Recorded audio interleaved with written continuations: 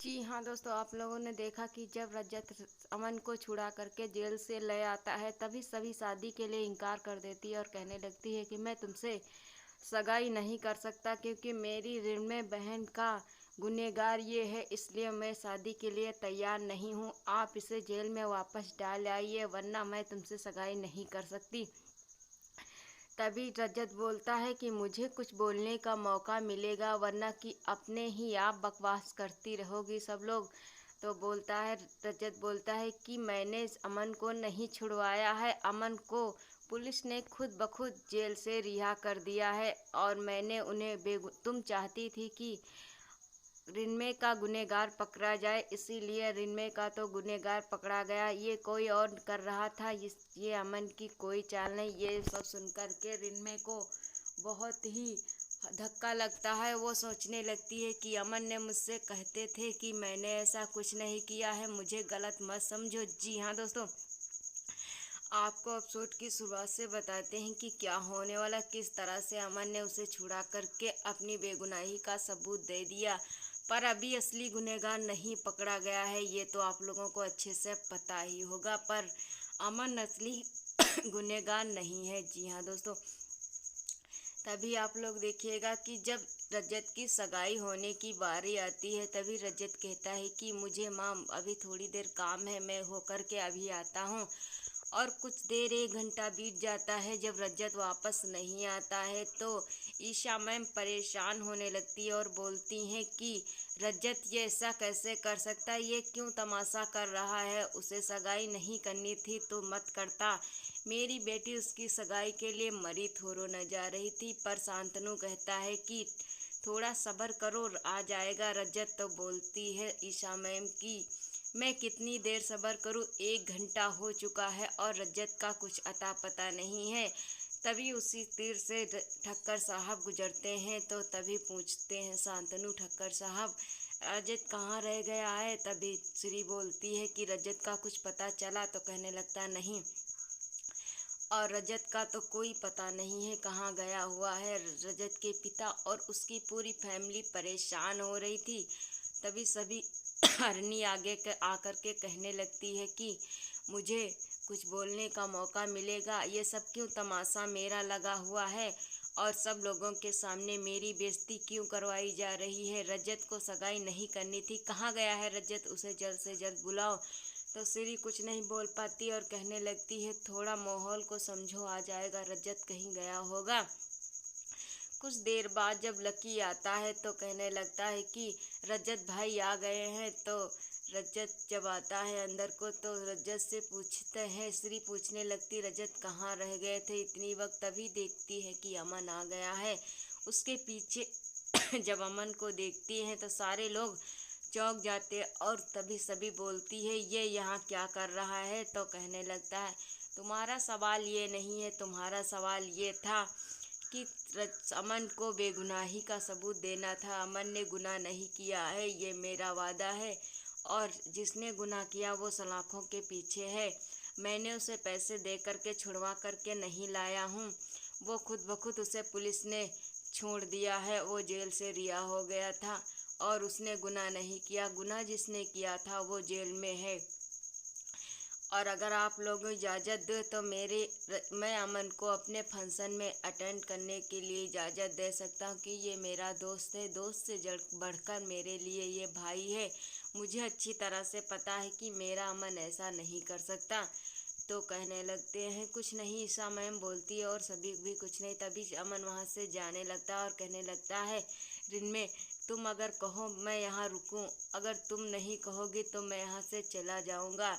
तो रिनमे कुछ नहीं बोलती है। तभी जब वहाँ से जाने लगता है, तभी शांतनु रोक लेता और कहने लगता है कि अमन तुम यहाँ से नहीं जा सकते, तुम फंक्शन अटेंड कर सकते हो, और ये मेरी, अगर तुम बेगुनाह हो तो कोई बात नहीं, रहने के लिए इजाज़त मेरी है।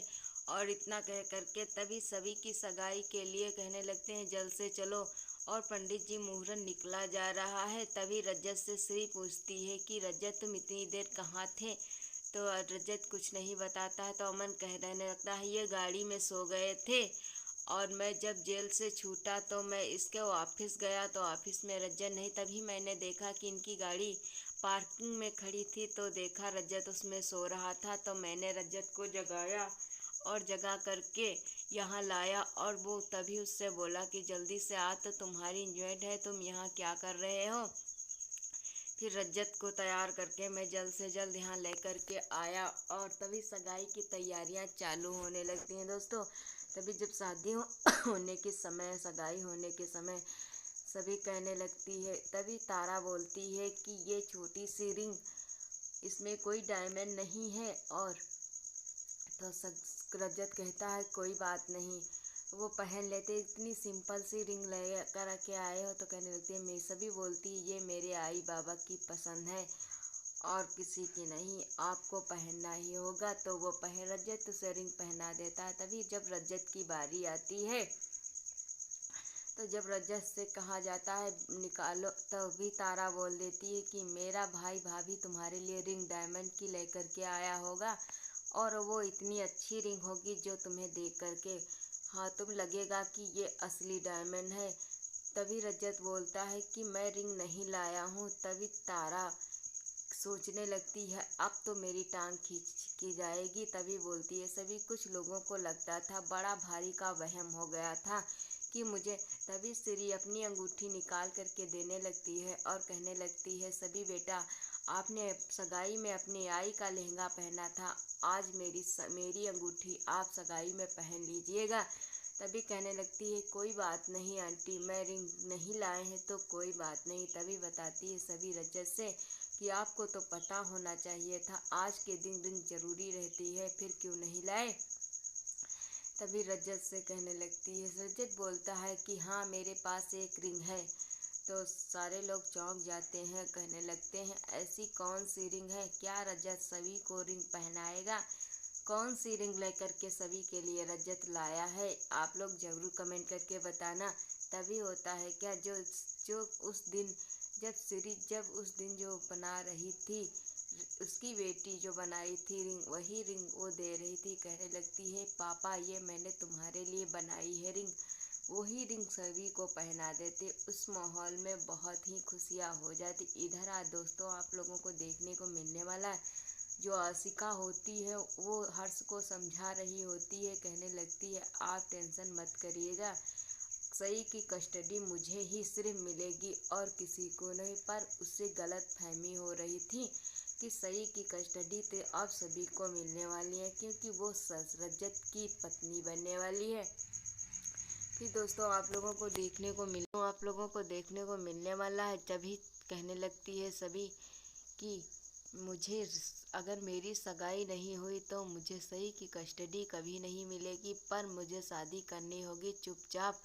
पर इधर आशिका तो अपना जाल बुन ही रही थी, कह रही थी सभी की सगाई किससे हो रही है, ये सारी हकीकत पता लगाने के लिए वो कुछ न कुछ चाल तो जरूर चलेगी दोस्तों। फिर होता क्या है, जो तभी रजत के पास सही आती है और कहने लगती है पापा आप मेरी परी आंटी से सगाई कर रहे हैं और मेरी परी आंटी को लेकर के यहाँ से चले जाएंगे, तो मैं परी आंटी के बगैर कैसे रहूँगी। मेरी परी आंटी को पापा मत ले जाइए, मैं उनसे बहुत ज़्यादा प्यार करती हूँ, तुम मुझे मेरी परी आंटी से अलग मत करिए।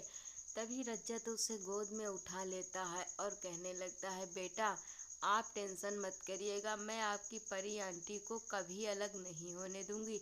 मैं इसीलिए शादी कर रहा हूँ कि तुम्हारी परी आंटी तुम्हारे साथ रहे और तुम्हारी पापा के साथ तुम भी रहो और दादी बाबा के साथ रहो।